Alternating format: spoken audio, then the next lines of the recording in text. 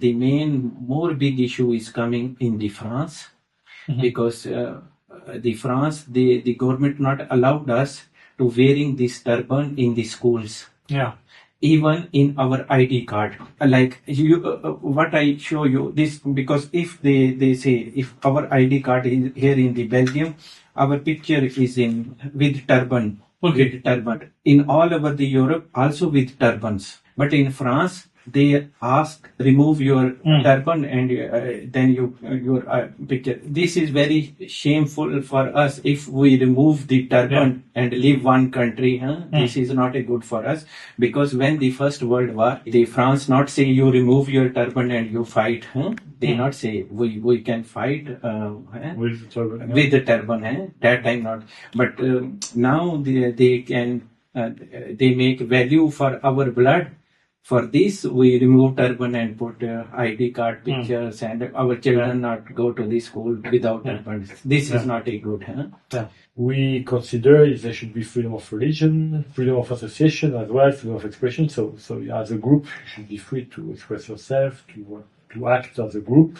And of course, as a religion also, you should have every right. I mean, but it's more for member states to do this. And if they don't do it as they should, I wonder for the case of these French schools, did you go to the European Court of Human Rights? I mean, because in the end, you have to go through the court system if there are issues, or you can go to the court system and up to the European Court of Human Rights. So that's for every member state. And then what is useful also is that if you have problems with the administration, you have ombudsperson who can help you to deal with the administration. So you have normally some ways to get your rights fixed at national level. Second issue is this, you know that the Sikh community is the minority in all over the world. We are the fifth largest religion in the world, but also in India we are the minority. When we are coming to Article 17, we submit our file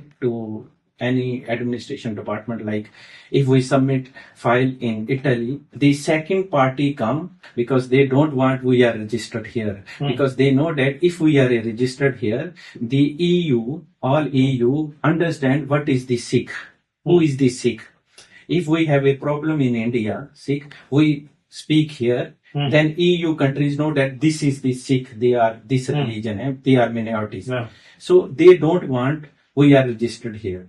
When we submit file in Italy, maybe 7 years ago, then second party, which one don't want, they submit again. Then they make excuse for the federal. They say, oh, you are a different. So first you together and come. Same in Belgium. My organization is European Sikh organization. It's easier for the Catholics. It's easier because they have one pope and one hierarchy, so it's easy to know who is representing the Catholic Church. On our side, we will really work on issues, European issues. Like we have a lot. I mean, we have like on issues relating to migration, hate speech, hate crime. I mean, there are some rules on that. More and more, so we have rules on the use of the internet and what's happening on the internet. These type of issues. And I was wondering if you have issues. I mean, you were mentioning the issues in India, but I would imagine that there can be a spillover. I mean, I'm thinking mainly of the UK because we have big communities there. So in that sense, we don't require registration, and of course, we trust that you are representing at least part of the community. It's preferable. I mean, but sometimes, I mean, the registration, I mean, we deal a lot with some churches which are quite old, so we don't ask them for papers to prove that they are. So there is no need for formal registration. But yourself, you are a European association. Yeah, European Sikh organization. I am the president of European Sikh organization, and we are registered in Brussels, also in EU Transparency Register, also in Parliament. Do you register also? I mean, I guess for you in Belgium, you can register always as an association or as ASBL in Belgium, or like an NGO. So maybe it's an easy way to. And then of course you have your own rules of procedure, but you can register as an NGO and then have your own rules on your internal work. At least for the official dealings, you have an association. A couple of months ago, we are facing in Germany. One guy is from Pakistan.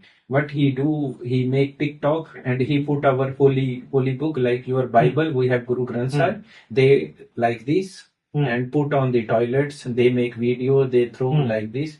Then when I come in the European Parliament, I discuss with this with Frank, and we solve this problem. But if we have strong support from the EU countries, then they are scared. They not touch our community for Sikh. Yeah. Issue, even if it's with a specific country, it's useful for me to know. I mean, we can't do always much again because it's really for each country to decide. But if you feel that there are issues we should know about, and what we do, our dialogue is mainly inside the EU.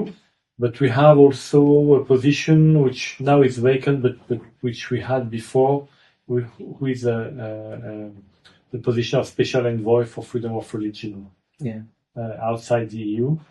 So we hope to have an envoy soon, and that we can who will take over this issue and deal with the issue of freedom of religion, not only inside the EU but also outside. Okay. It means you are also raise issues in India, like there is our marriage act, like a Christian go to the churches and they have registered marriage for the like Christianity. Okay, but we are a Sikh people. When we go to India, we are not a marriage act with Sikh. We have marriage act with Hindu act. Yeah, I mean, this is very much a domestic issue. I mean, the marriage laws, I mean, it's for the EU and George, for each country a bit to decide, because, you know, in Europe, the rule is, I mean, we have religious marriage, but the state is doing civil marriage, and that's the European standard.